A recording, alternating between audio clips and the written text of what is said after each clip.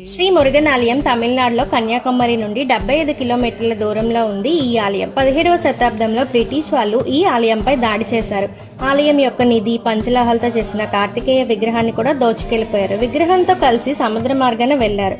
అప్పుడే పెద్ద తుఫాన్ వచ్చింది. వాళ్ళు భయపడుతూ ఈ విగ్రహం వల్లే ఇలా జరిగిందని, విగ్రహం తీసుకుపోతే నాశనం అయిపోవచ్చేమో అని వాళ్ళ ప్రాణాలని కాపాడుకోవడానికి ఆ విగ్రహాన్ని సముద్రంలోకి విసిరేశారు.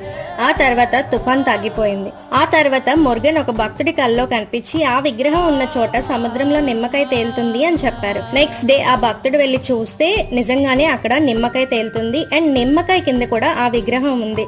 2004 డిసెంబర్లో తమిళనాడులో సునామీ వచ్చింది కదా. సముద్ర తీరానికి దగ్గరలో ఉన్న అన్ని ప్రదేశాలు చాలా నాశనమయ్యాయి. కానీ అక్కడ ఉన్న ఈ ఆలయం మాత్రం చెక్కు చెదరలేదు. ఈ ఆలయానికి నీటి వల్ల ఎలాంటి హాని జరగదు అనే వారం కూడా ఉంది అని శిలాశాసనాలపై కూడా రాయబడినట్టు ఉంది. కంటెంట్ నచ్చితే సబ్స్క్రైబ్ చేసుకోండి. బాయ్.